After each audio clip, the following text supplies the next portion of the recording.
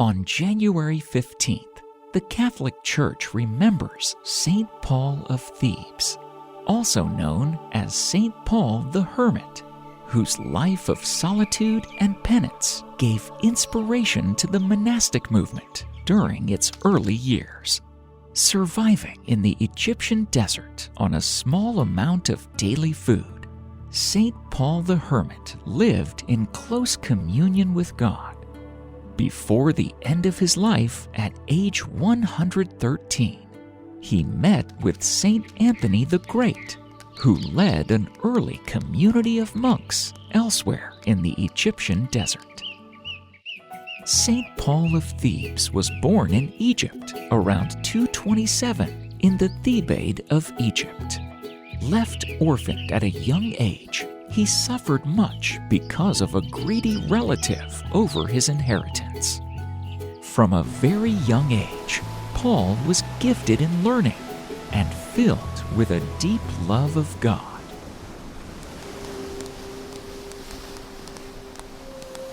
During the persecution against Christians under Emperor Decius, Paul learned of his brother-in-law's insidious plan to deliver him into the hands of the persecutors.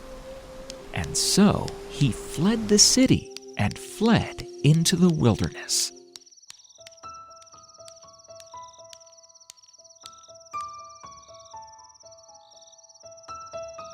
Settling into a mountain cave, Saint Paul dwelt there for 91 years, praying incessantly to God, both day and night. He would survive this time in the desert, living in a cave where a stream of water flowed. He would eat dates from the palm tree that grew outside and use its leaves to weave a coarse garment. God would also begin to send him a raven with half a loaf of bread each day, recalling the time in the desert of Elijah the prophet. Although he was forced into the wilderness, Paul found that he loved the simplicity and prayer of his new life.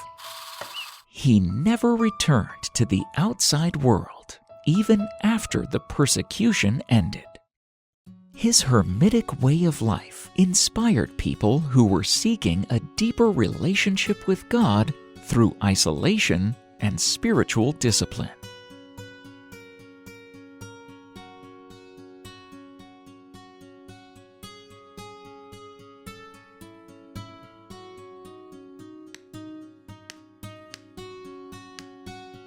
Before his death, after nearly 90 years in the desert, Paul would receive his first visitor.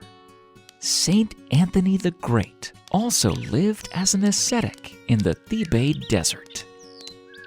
He was tempted to think he was the first and the greatest of the hermits. However, one day he had a revelation from God concerning Saint Paul. Then God said to him, "Anthony, there is a servant of God more excellent than you, and you should go and see him." So Anthony, who was already advanced in years, set out to find Saint Paul. In the meantime, Paul had also received a dream about Anthony.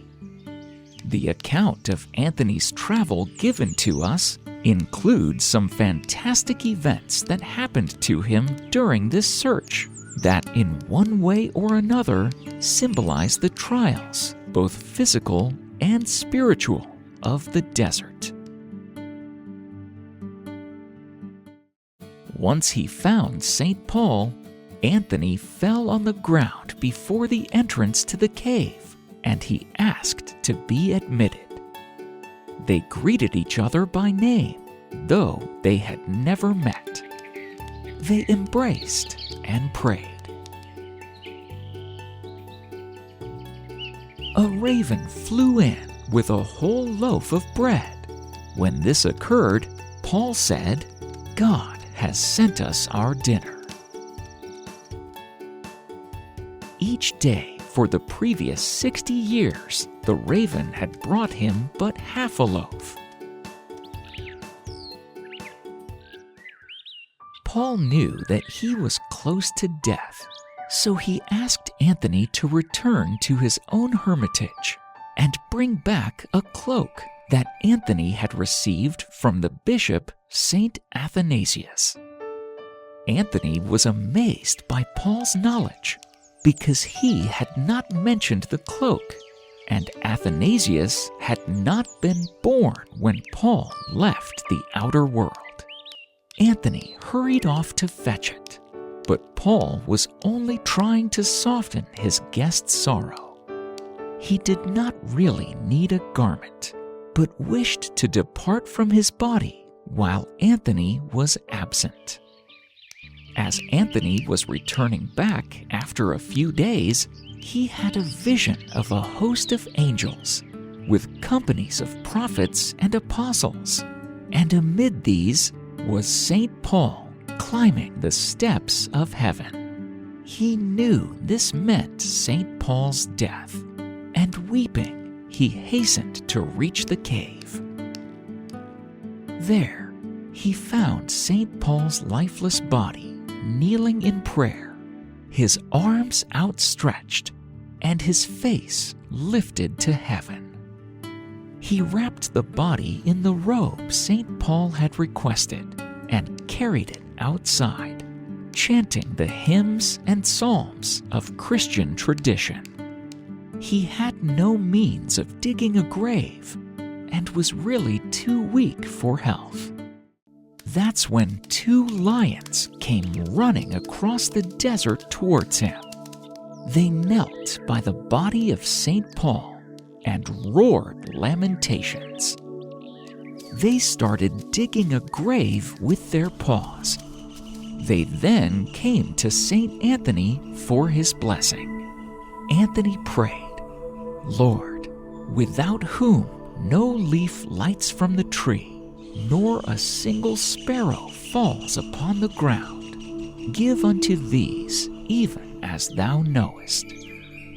Anthony buried the holy elder and took his garment. Then he returned to his own monastery. Saint Anthony kept this garb as a precious inheritance and wore it only twice a year, on Pascha and Pentecost.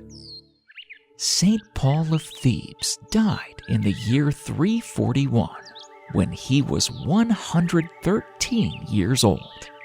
He did not establish a single monastery, but soon after his end, there were many imitators of his life, and they filled the desert with monasteries.